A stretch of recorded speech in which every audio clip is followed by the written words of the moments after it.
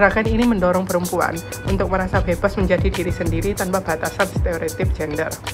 Feminisme menyoroti bahwa pembagian peran ini membatasi perempuan untuk berkembang di ranah publik, contohnya berkarir. Feminisme turut mempromosikan kesetaraan peluang bagi anak-anak, baik laki-laki maupun perempuan, dalam pendidikan, pengembangan diri. Anak-anak diajarkan untuk menghormati satu sama lain tanpa memandang gender.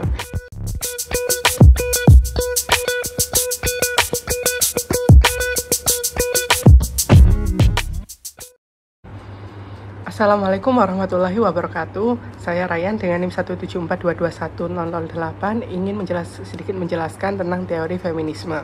Feminisme lahir sebagai respon terhadap ketidakadilan gender yang dialami oleh perempuan, terutama dalam ranah sosial, politik, dan ekonomi. Gerakan ini telah berkembang dari fokus awal pada hak-hak perempuan menjadi perjuangan untuk kesetaraan gender yang mencakup laki-laki. Terdapat 4 gelombang dalam feminisme. Feminisme gelombang pertama muncul pada akhir abad ke-19 hingga awal abad ke-20. Fokus utamanya adalah memperjuangkan hak pilih bagi perempuan yang dianggap sebagai bagian penting dari hak asasi manusia.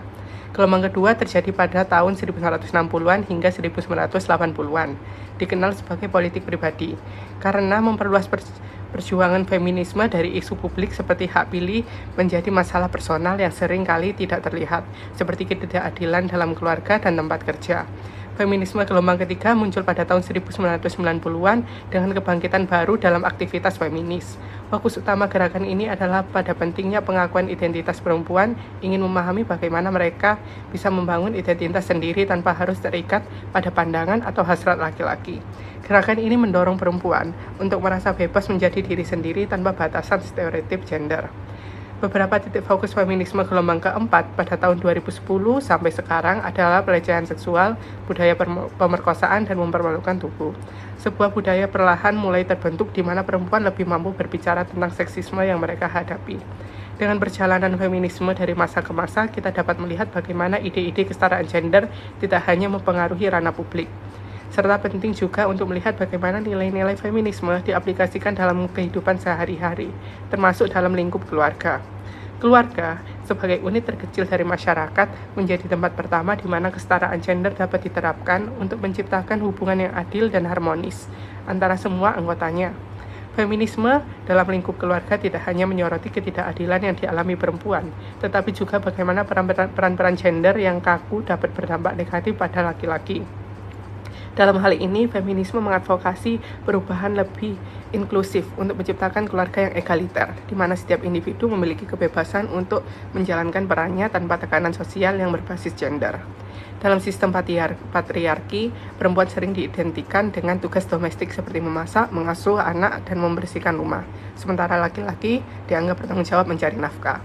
Feminisme menyoroti bahwa pembagian peran ini membatasi perempuan untuk berkembang di ranah publik, contohnya berkarir, sekaligus membebani laki-laki dengan tekanan sebagai pencari nafkah utama. Contohnya, seorang perempuan yang bekerja penuh waktu tetap diharapkan mengurus seluruh pekerjaan rumah tangga setelah bekerja, sementara pasangannya tidak membantu karena menganggap bukan tugas laki-laki. Feminisme mendukung pembagian peran pengasuhan anak yang setara antara laki-laki dan perempuan. Ketimpangan dalam pengasuhan sering membuat perempuan kehilangan kesempatan untuk mengejar karir dan menyebabkan laki-laki kehilangan momen penting dalam hubungan dengan anak. Feminisme juga menyoroti bagaimana laki-laki sering diajarkan untuk menekankan emosi mereka karena norma-norma maskulinitas yang kaku. Hal ini dapat menciptakan jarak emosional dalam hubungan keluarga. Contohnya, seorang ayah yang merasa malu untuk mengekspresikan kasih sayang kepada anak-anaknya karena takut dianggap lemah. Feminisme mendukung perubahan budaya ini agar laki-laki merasa nyaman menunjukkan sisi emosional mereka. Feminisme memberikan manfaat yang besar dalam menciptakan lingkungan keluarga yang lebih inklusif, adil, dan harmonis. Dengan menghapus stereotip gender, feminisme mendorong pembagian tugas rumah tangga yang setara, sehingga perempuan tidak lagi dibebani pekerjaan domestik sendirian. Dalam pengasuhan anak, feminisme mendukung keterlibatan aktif laki-laki, memungkinkan anak-anak untuk menerima perhatian dari kasih sayang seimbang dari kedua orang tua. Selain itu, feminisme juga membantu laki-laki keluar dari tekanan sosial yang mengharuskan mereka menjadi pencari nafkah utama atau menekan emosi mereka. Dengan ruang yang lebih bebas untuk mengekspresikan perasaan, laki-laki dapat berkomunikasi lebih baik dalam keluarga, meningkatkan kesehatan mental, dan mempererat hubungan emosional dengan keluarga lainnya. Feminisme turut mempromosikan kesetaraan peluang bagi anak-anak, baik laki-laki maupun perempuan. Dalam pendidikan, pengembangan diri, anak-anak diajarkan untuk menghormati satu sama lain tanpa memandang gender, mempersiapkan mereka menjadi individu yang inklusif dan toleran di masa depan. Dengan ini, feminisme bukan hanya perjuangan untuk perempuan, tetapi juga gerakan yang membawa perubahan positif bagi seluruh keluarga.